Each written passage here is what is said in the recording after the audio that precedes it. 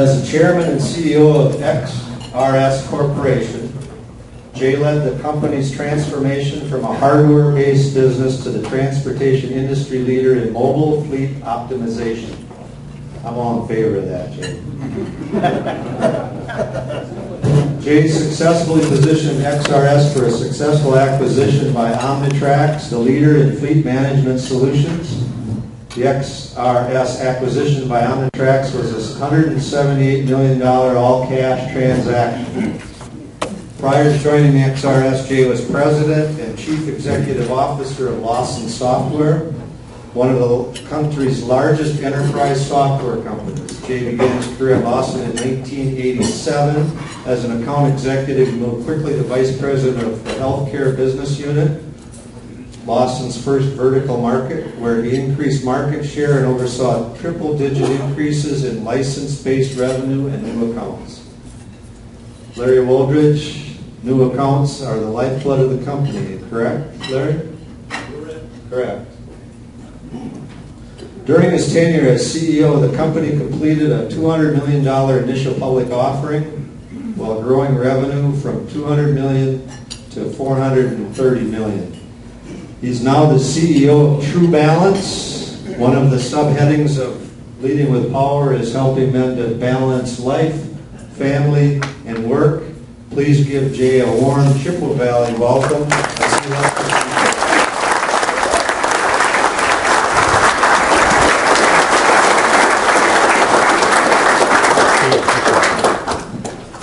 Good afternoon.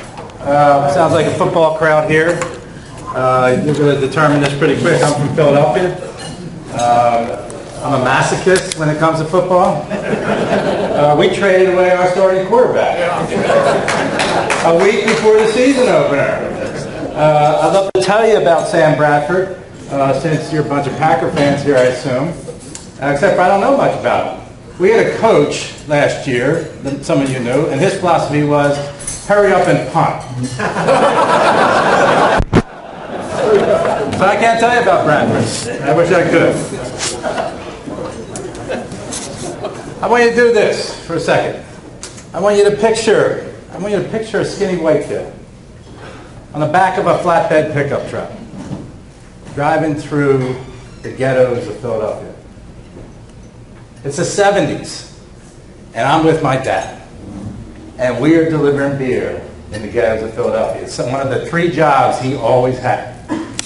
And from the time I was in 6th grade all the way through 10th grade, I would go with him on Saturdays, and we would deliver beer. And we could deliver beer in the ghettos. You don't have anything like that here, I guarantee. I mean, that's a rough area. And I'd be standing there, and it'd be like 7, 8 o'clock at night, and I'd be standing at the door with a case of beer, and my dad would be pounding on the door. Boom, boom, boom, he'd scream, "Beer man!"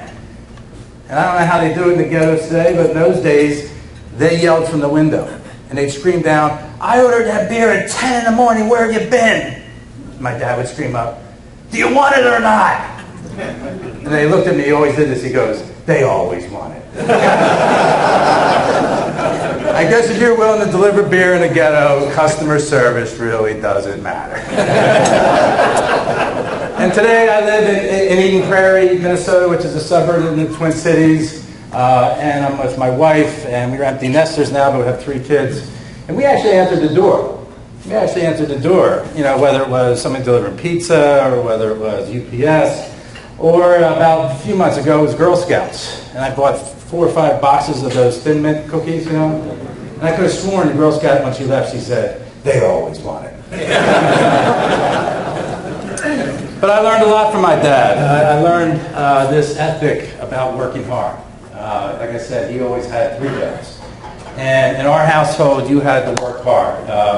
If my mom tried to wake us up in the morning, my brother and I, we would just sort of blow it off. But my dad yelled up the steps, and you didn't get up. I mean, when he yelled up the stairs, he ran up the steps.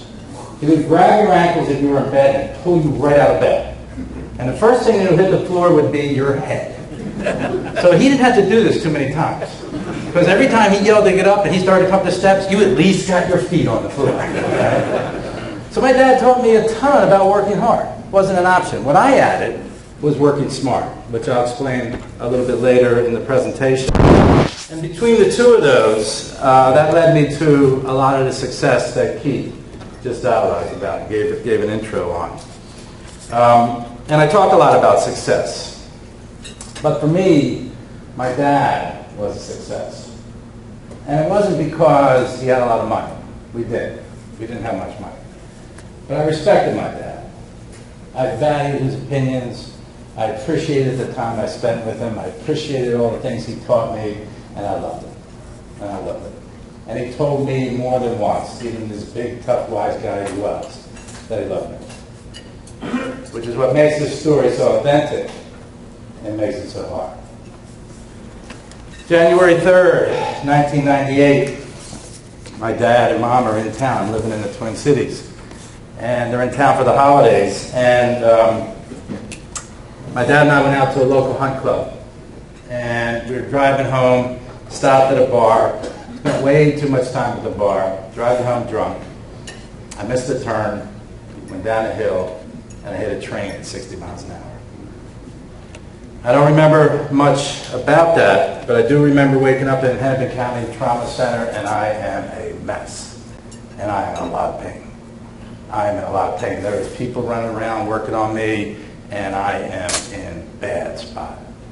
And I look up and I see my wife and I see my mom, and I can see something's terribly wrong. Terribly wrong. And my mom leans down to me and she says, "Your dad didn't make it." And I said, "What?" And she said, "Your dad didn't make it." And I'll tell you, you don't know what pain is until you hear something like that. You don't know what pain is. I went to a place I can only describe as hell. Terrible, terrible pain. And for the next 2 days, I was in the hospital and I'd go through multiple operations. But I'd sit in my room and I would look at this clock at the end of the bed. I had a morphine dispenser, just dispensing morphine. I would close my eyes, I'd go to a place, be tormented. And I'd open my eyes, sweating, thinking hours went by, and maybe 5-6 minutes went by. And that's where I was for 3 days. And clergy are coming in, and priests are coming in, and pastors are coming in, and I'm kicking them out. You know, I have no foundation, I have no faith. I'm kicking them out saying, "Get out, don't you realize I'm responsible? Don't you realize I'm the one responsible for my dad's death? I've killed my father." My wife looked at me and told me later, she goes, "I looked in your eyes and you were gone. And you weren't coming back." And then one day, nobody's in the room. Nobody's in a room. And a complete stranger walks in. And he's using words like forgiveness. He's using words like sinner. And I said, "You know, I feel like I'm at the top of the sinner list. I was drinking and driving. I was responsible for my dad's death." He goes, "If you say this prayer with me, you'll receive forgiveness." And I said a prayer to receive Christ. I admitted that I was a sinner, and I asked for forgiveness. I stated that I knew Jesus died for my sin, and I wanted to trust him as my Lord and Savior, and I asked him into my life then, now. And an amazing thing happened. An amazing thing happened. It was like, bam, the Holy Spirit just hit my chest. It was like I exhaled all that guilt. I was still in a lot of pain, but all of a sudden I could see again. I could feel again. I could touch again. And then he left. And I don't know how much time went by, but my wife walked in, totally unexpected. I turned around, I looked at her and said, "Hey, hon, I just accepted Jesus in my life." Out of nowhere. Just accepted Jesus. You see, back in the Old Testament, Psalms chapter 25, verse 4 and 5, it says this: "Show me the path that I should walk, O Lord. Point out the right road for me to follow. Lead me by your truth and teach me. For you are the God that saved me all day long. I put my hope in you." You see, you are the God that saved me. He saved me physically. If I showed you pictures of this Jeep, I should never have gotten out of it. My dad did it. He saved me emotionally. My wife said I was gone. I wasn't coming back. And he saved me spiritually. And most importantly, he gave me the gift of eternal life. It's a gift that all of you can have. You see, it says in Ephesians chapter 2, chapter 2, verse 8, "God saved you by a special faith when you believe. You can't take credit from this. You ready for this? It's a gift from God. You see, I received a new life, and I didn't deserve it. I received a future I didn't deserve. I received forgiveness I didn't deserve. And I received peace that I didn't even know how to ask for. And I certainly didn't deserve. Show me the path where I should walk, O Lord. Point out the right road for me to follow. Lead me by your truth and teach me. You're the God that saved me all day long. I put my hope in you. Lead me by the truth. The truth came in the Bible. I didn't even know what it was. I mean, I knew it existed, but I never read it. I never opened it up. The book, the Bible, became the truth for me. But what did it mean? So 2 Corinthians, it says, what it means is those who become Christians become new persons. They're not the same anymore, for the old life is gone and a new life has begun. And I'm sitting in my driveway, and I'm in a wheelchair. I was in a wheelchair for about 4 or 5 months. And I'm reading a letter from the state. And saying, we are prosecuting you for criminal vehicular homicide. 4-year prison sentence. 4-year prison sentence. What's this mean to me now, Lord? I thought you just gave me my life back. What's this mean to me now? Show me the path where I should walk, O Lord. Point out the right road for me to follow. My wife and I packed the wheelchair up, put it in the car, went around and met a bunch of lawyers. And all the lawyers said the exact same thing to me. They said, Jay, if we do our job right, and all the stars line up, and all the moons line up, you won't have to do 4 years in prison. You'll just have to do 2 years in jail. And my response was the same each time. What's plan B? Because that ruins my life. What's plan B? And there was no plan B. And I'm going through a trial. And I'm going through this. Back to, show me the path where I should walk, O Lord. Point out the right road for me to follow. You see, I'm in a trial. And I'm going to be in a trial for about 3 or 4 months. And by the way, I'm guilty. I'm guilty. I'm not spinning this thing. There's not changing this. I'm guilty. But I'm trying to control my life. I'm trying to control it. I'm trying to control it. The problem is, it's out of control. Did you ever have one of these experiences where you close your eyes at night and you're in a nightmare? And as soon as you open your eyes, you're in that nightmare. And you know what I mean if you're closed and you can't get it out of your head. And you open it up and the first thing you're thinking of, even before your eyes are open, you're thinking about, I'm in a nightmare. I'm going away. And if I go away to prison for 4 years or 2 years, here's how the spin cycle goes. I'll lose my job, I lose my job, I'll lose my house, I'll lose my house, I'll lose my wife. My wife was an asset. It was a blessing. She was going to stay with me through this whole process. But I could talk myself into a bad spot. Show me the path I should walk, O Lord. I'm trying to control my life. And at this point I realized I had given my life to Christ in that hospital. But I needed to surrender my life. And I surrendered my life. And I'm in the Word, I'm in the Bible, and I'm trying to study. And I get into Philippians chapter 4, verses 6 and 7. It starts like this. Don't worry about anything. Wait a minute, Lord. I'm worried about everything. I am worried about everything. Don't worry about anything. Instead, pray about everything. Tell God what you need and thank Him for all He's done. If you do this, you'll experience God's peace, which is far more wonderful than your mind can understand. And I receive peace. I received peace. What it meant is I could sleep. What it meant is I had rest. It meant I could get up and fight for my life. It meant I could get up and try and go to work. It meant I could get up and try and put the pieces together I was going to put together to keep my family together. It meant that I could actually go to my lawyer and at least try to battle for my life. And in that year, Lawson is having an event in New Orleans. And I missed the first day. And I missed the good portion of the second day. And my division, because I'd hired a bunch of good people, had really just knocked the ball out of the park and done a great job, and we're winning all these awards. And so I get into a room a little bit bigger than this, more people than this, and it's the first time that most of the lot of Lawson employees are seeing me. And I think I'm using a cane or crutches, so it looks like I'm healed. And I'm walking up to the podium to speak and give a presentation, and I get a standing ovation. one of the highlights of my business career.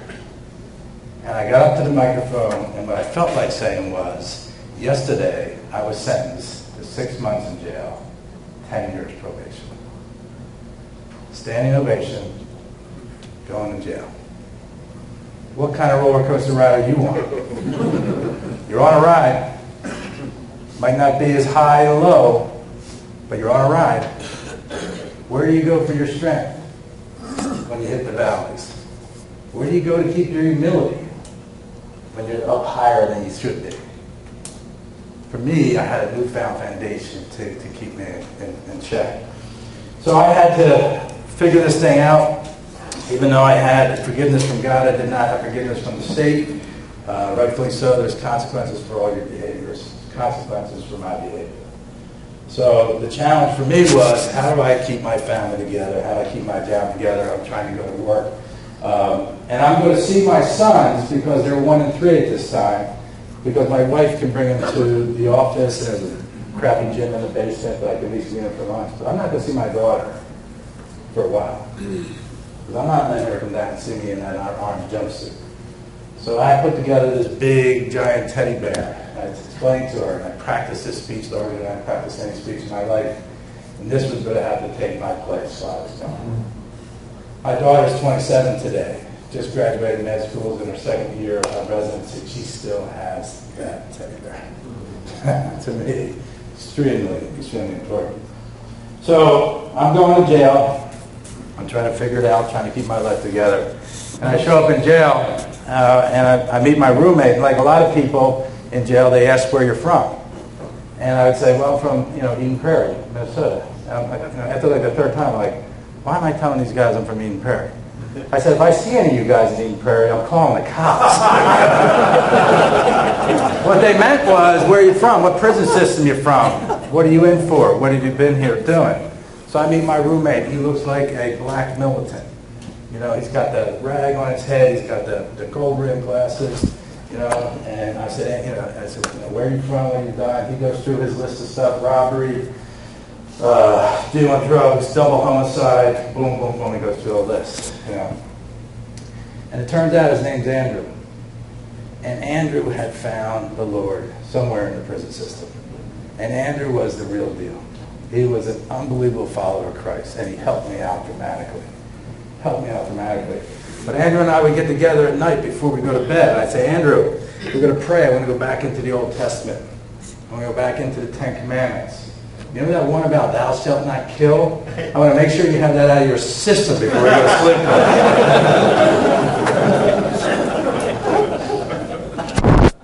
So it's January, and Bill and Richard Lawson are extremely helpful to me in trying to keep this thing as under wraps as possible.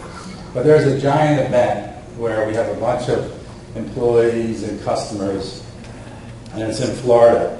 And if I'm not going to be there, it's going to be really obvious, and I'm going to have to explain things I don't feel like explaining. So I got to get there. So I go to my probation officer, and I said, I need to go to Key Largo, Florida. She goes, you're in jail. I go, I know. Believe me, I know. You don't understand. I got to get there, and if I don't get there, and so forth. She goes, you're in jail. I go, I heard you the first time. You didn't hear me the first time. I got to get there. I go back and forth with her literally like 20 times. I finally said, just hypothetically, how would I get there? She said, you got to get your lawyer to write a letter to the judge. It will not happen. I go, thank you. I go see my lawyer, and I said, Bill, I got to go to Key Largo, Florida in January. He goes, you're in jail. I said, I know. You don't understand. If I don't get there, all this back and forth. He goes, you're in jail. I go, just do me a favor. He goes, I'll write the letter, but it will never happen. He writes the letter to the judge. The judge lets me go. Now, I go down to Key Largo, Florida in January. I am, without a doubt, the happiest guy at this resort. I'm out of jail, and I'm going back to jail when I get back. I am the happiest person in this resort. I get there, and one night, my cousin, who's about my age, is actually working at this resort. And he was real close to my dad and had the same lifestyle we had. And there was an event one night, and we got off this boat. It was a lot of fun. And normally this is where, his name is Johnny, this is where Johnny and I would go out drinking and doing a bunch of crazy, stupid stuff. And out of nowhere, you know, Johnny looked at me and he goes, Jay, can we go back to your room and pray? And it was at that moment I knew I was allowed to go. You see in Matthew chapter 19, verse 22, it says, humanly speaking it is impossible, but with God, anything is possible. And I was allowed to go. I get out of jail. I'm wearing an ankle bracelet. I got to go see a probation officer. I got to go travel. If I got to go travel, eventually I'm allowed, but I got to go see my probation officer. My probation officer usually once a month was just trying to track guys down and find out where they were. I was coming to her twice a week saying, hey, I got to travel, and I had to see her before and after. Very arduous. But Lawson is really, really exploding dramatically and growing. And it's the last enterprise software company that hadn't gone public. And Bill Lawson and Richard Lawson are running this, and I'm advancing my career very quickly again. And I'm standing next to Bill Lawson a lot of times when he's going out to see investment bankers. And Bill would get to the investment bankers, and he'd have a whole slide deck, and he'd do the first slide, and then he would hand the presentation over to me. And I would do the rest of the presentation. I think my title was EVP of Field Ops and Marketing or something at that point. And I did this for about a year. And every time the investment bankers would say the same thing. Great job, Jay. Wrong job title. Really loved your presentation, Jay. Wrong job title. But what was I doing for a year? I was learning. I was adapting. I was trying to figure out. A lot of people will tell you what it means to run a public company, but not many people know. I was learning. I was learning very, very quickly. So in the year 2000, Lawson moves into a brand new building in downtown St. Paul.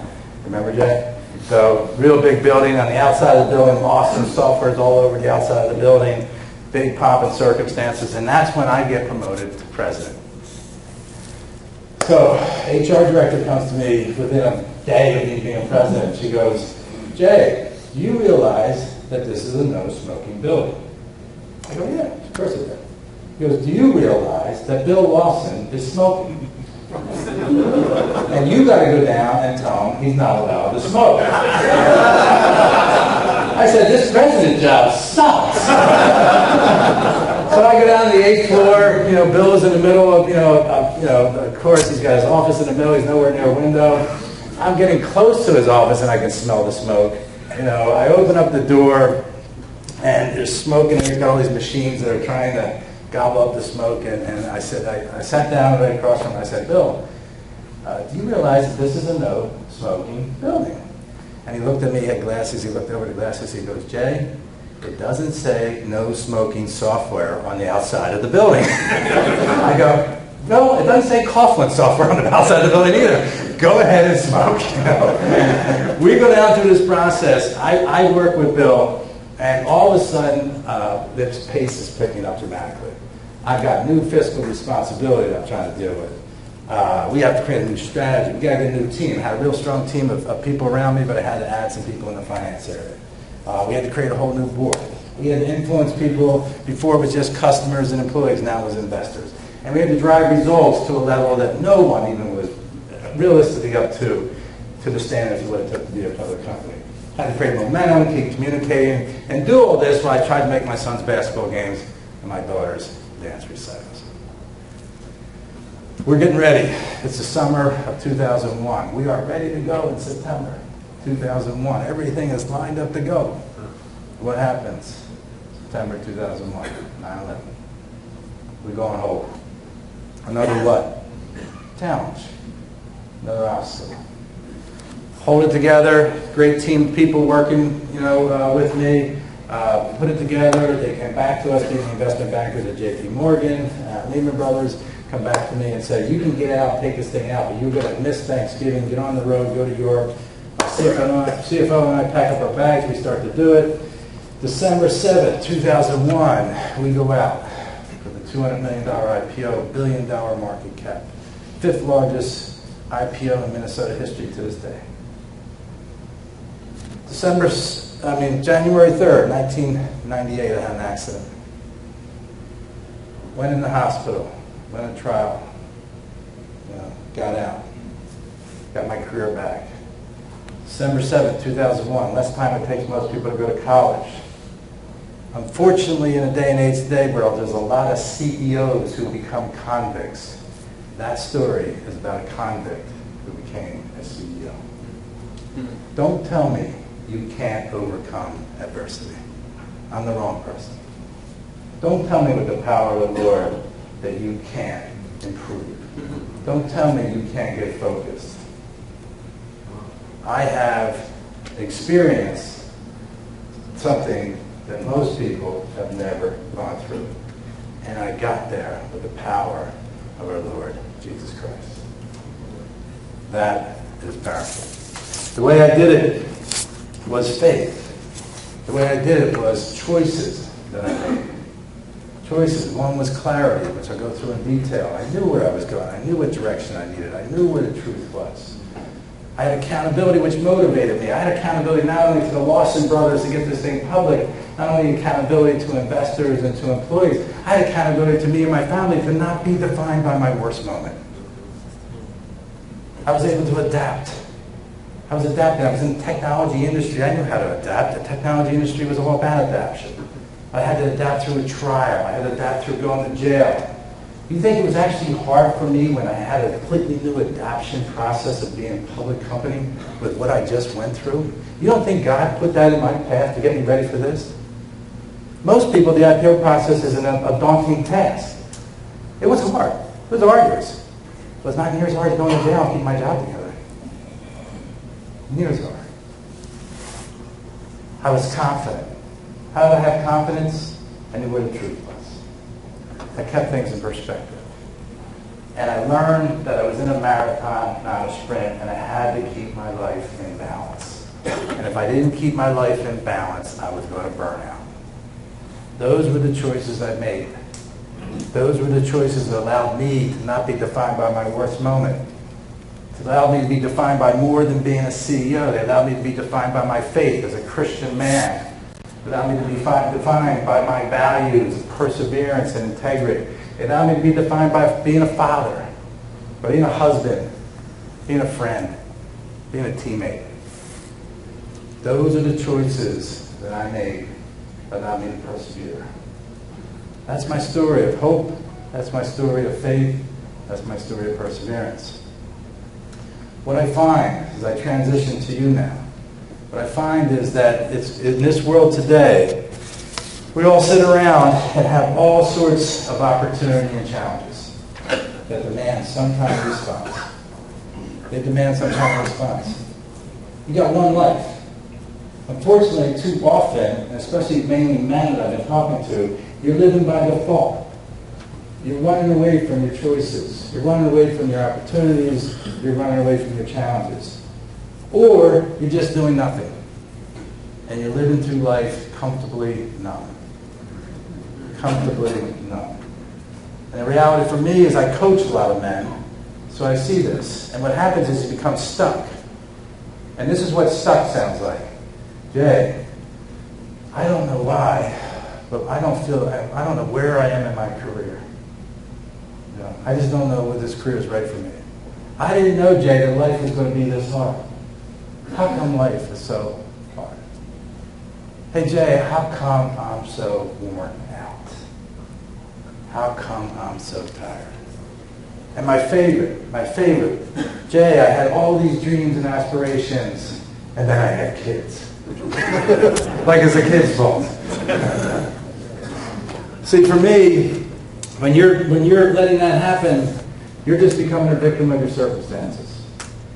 You're becoming a victim of your circumstances. And for me, you need to rise above your circumstances and define who you are and who you want to be. You get to tell the rest of your story. You get to tell who you're going to be, how you're going to be defined. I got 5 bold choices that will show you how to do it today and hopefully improve your life tomorrow. All of them based on the foundation of Jesus. So as I go through this, I'm going to give you 5 choices. I don't have time for one, maybe 2. Then I'll be around. I can ask questions, Keith, later. But for me, they're all predicated on, my starting point is faith. And go from there. So, who wants to hear a little bit more about accomplishing more? Hear more, right? So, let's start with the first of the 5 bold choices. Clarity. Clarity. Clarity, clarity, clarity. Today, I think when I talk to people, I think the main reason people don't achieve more or have an appreciation for life or aren't as successful is not an intelligence gap. It's not a talent gap. It's not even a privilege gap. It's a clarity gap. Clarity gap. When I see people, hey Keith, how you doing? Fine. I ask any of you in the room, how are you doing? Good. Fine. My real follow-up question is, how do you know? How do you know? I mean, I'm not talking about a conversation where we're passing in the hallway. I'm talking about something where we're actually sitting down and talking. How do you know? This is what happens to me most of the time. You'll start to tell me how busy you are. You'll say how busy I am. We wear busyness like a badge of honor. You know, if I meet you in the hallway, the water cooler, or in the driveway at some kind of party, you'll tell me how busy you are. I'm not asking you how busy you are. I'm asking you how you're doing. You see, John Wooden, the famous coach from UCLA, said, never confuse activity with achievement. Never confuse activity with achievement. But you're busy. And I say, how do you prioritize things? How do you prioritize? How do you determine what's important and urgent versus all the noise that's coming your way? How are you determining this? So why are you so busy? What's the things? Let me just explore a couple things with you why you're so busy. First, you're multitasking. Multitasking. Who realizes here right now that multitasking is the biggest lie you ever were told? I coach this young guy. He's actually doing emails. He's checking his Facebook. And when he sees something cool, he send something out on Instagram. All while he's driving. I used to worry about women putting up makeup. I'm like, this guy's multitasking. He thinks he's actually getting a lot done. Multitasking is one of the biggest lies we all have. Keeps you busy. What I found with myself and other people I know, they get focused. They get focused. My example, I'm running the New Jersey office, New York office for Lawson. I get promoted to manager. It was a sales office. And I quickly said, what do I need to do that none of my salespeople can do that will help this branch and help them? And it quickly became negotiations. Not closing, not some big closure, just negotiations. And we were in New York, and unfortunately for me, initially, we were selling a lot of people in the garment industry. The Polo, Ralph Lauren, Calvin Klein, Gucci. What that meant was I was dealing with a lot of people that they referred to themselves as rag merchants, Jewish negotiators. The reason nobody wanted to do this part of the job is because it was hard. And the first many times I did it, I got my butt kicked. I got my butt kicked. These guys negotiate their cup of coffee in the morning. 75 cents? No, I'll give you 50. You know, this is who they were. But I did it every day. And I didn't do anything until I got that done. I was focused. And guess what? I got better at it.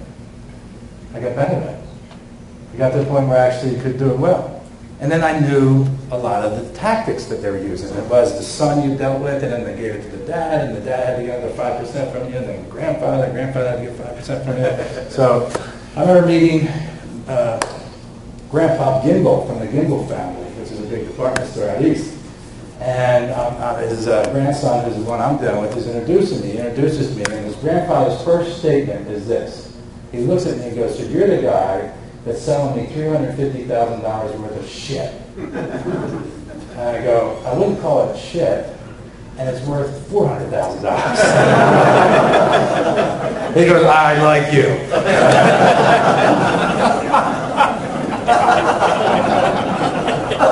I was focused. Our division, my reps, a lot of these sales reps became managers, or the guys that I actually went right up to the ranks with. And if you're in any leadership position, you know you're only as good as the people that are around you. And these people went right up to the top. And I learned to be focused. Focused on the things that matter. When I became CEO, I had to prioritize my day, my week. There was just too many things to do. I wasn't going to get them all done. That's the only thing I knew. I wasn't going to get them all done. So I had to figure out what was important and urgent. Because if not, then I wasn't going to get the things that were important and urgent done. So the thing about clarity, extremely important with multitasking. The other thing that will keep me busy, social media. I'm not a huge fan. I do LinkedIn. I already have a terribly short attention span. I don't need to make it any shorter by doing all these things. But it's here, it's real, and every time that phone rings or that email buzzes, there's all sorts of study that says that doesn't take you away for 30 seconds. That takes you away for like 10 minutes for you to get back. So social media. My issue for you is just simply to look at social media and say, is it an asset or is it a liability? It's going to be part of your lives, but really just think through, is it going to be an asset for you or a liability? I see all too often, I'll put it, with most of the mental coaching, it gets into the liability category, not the asset category. I mean, it's here to stay, it's productive, it does a lot, but be careful. There's a couple others, but one of the other big reasons, I think, why people are busy and they can't figure out clarity and focus is because you're tired. Hey Jay, I'm so worn out. How come I'm so worn out? And I can't tell you how many times I spend time with men and I'll say, well, what gives you energy? What gives you energy? Going to the Packers game? What is it? So for me, it was hunting and fishing, biking, outdoor activities. What is it for you? How about this? What people do you meet give you energy? Okay. What activities suck energy from you? What people do you meet suck energy from you? Do you know who they are? I had a board member one time as an investor, and it was a private equity, and we had gotten done our third quarter, and I was driving to Montana the next day, and he was one of these guys, but at the end of a quarter, it was midnight at 12:01, he'd be pinging me, where's the results, what are you doing, what are the numbers? And I said to my CFO, I called, I said, look, we just knocked the ball out of the park this quarter, just send him all the information, I don't care. I get a note almost immediately once he gets the numbers, and the note said this, you want to be down quarter over quarter? Meaning, I did so well in Q3, are you going to raise your guidance in Q4? Not, way to go, Jay. Great job. Going to be down quarter over quarter? Energy sucking. The reality for me was I was going to Montana, energy giving, I knew what I was going to do. But the other reality is if you're worn out, this is a marathon of life. This is where the balance stuff comes in. The reality is, do you know where you get energy? And my real question will be, do you do it enough? Do you schedule it enough? Do you give yourself enough time to do it? Because if not, you're going to act like it's a sprint. And I see way too many men acting like life's a sprint. You're acting like life's a sprint and you're in a marathon. For me, the way I did this, the number one thing I did for clarity is I was a goal setter.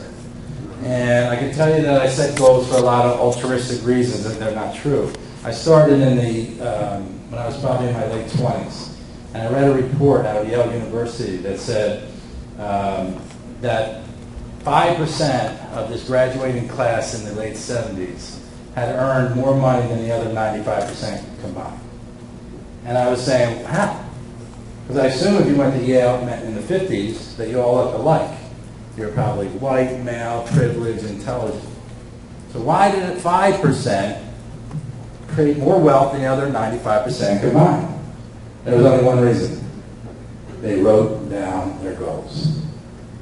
And I read that and I started to write down my goals.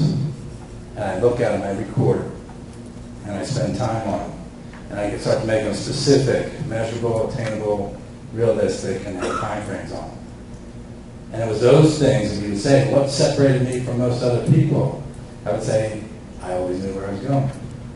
And so if Keith asked me how I was doing, I could say, fine, because here's where I am in my work, here's where I am with my family, here's where I am with my friends, here's where I am with my activities, and most importantly, here's where I am with my faith.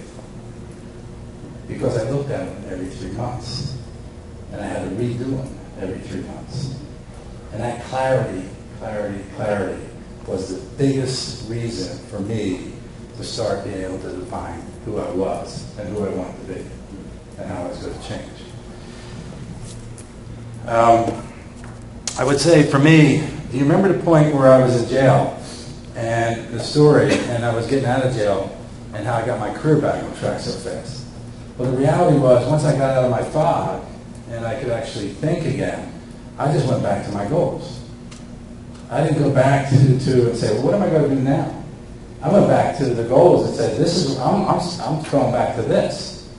You know, I want to learn from my past, but I'm not going to live in it. The way it described me is I have a very small rearview mirror and I have a giant windshield. And I'm looking forward, and I'm moving forward. And that's all that I knew, and that's all I cared about. Do you think I spent 1 second with the millions, it felt like, people who told me, you're never going to be able to do that, you're a convicted felon? Do you think I spent 1 second listening to them? They weren't anywhere on my goal sheet. It wasn't my goal sheet to say, stay back there. It was just go forward, forward. Learn. Bring the learnings with you, but don't carry that baggage with you going forward. Make sense? The other goals are accountability, being able to adapt, having confidence. I have some packets, Keith, that I could, they're in the bag. I'll give them out if you want. I got a book coming out in December to share all this with. And then I'm around to answer any questions afterwards as well. I want to leave you with this. I was given a testimony like this to a group of men like this back, maybe about 3 years ago. And afterwards, a friend of mine, we were going bow hunting in Wisconsin, and we're in my truck, and we're driving down towards Red Wing, because we're going to be over in Buffalo County. And I'm coming down this big hill, and I think it's raining, but it's actually sleeting. And I'm coming down about 60 miles an hour, and I'm going to go over about a 400-yard overpass. I'm in this truck, and I'm coming down, and all of a sudden, my tail, the back end of the truck starts to go a little bit left towards this car. I go, well, I'm in Minnesota, I got this, All of a sudden, the thing goes back a little bit further. This time I said, ooh, man, I went further than I liked. Came back this time, and now it's spinning. This truck is spinning, and I got the wheel, and I'm going nowhere. And I look over at my friend, and he is frantically trying to put his seatbelt on.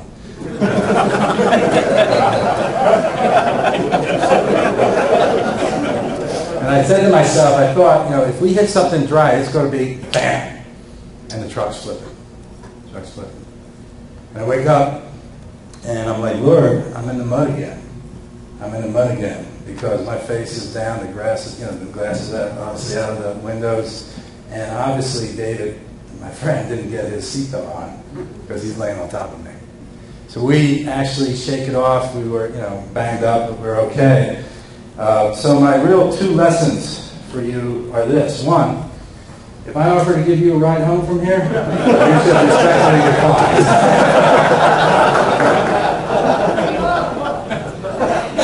And 2, how much time do you think you have to get right with Christ? My friend couldn't even get a seatbelt on. When your life's spinning out of control, is not the time to start saying, now I got to start lighting it up. And my point to you on clarity is, I focus every day, or at least I try to focus every day on my relationship with Jesus Christ. And it's because of that doesn't matter how successful or unsuccessful I am from a secular perspective. It's all the other things that define me that really matter. So with that said, I want to say it's been an honor, Keith, to be here. Thank you very much, and God bless.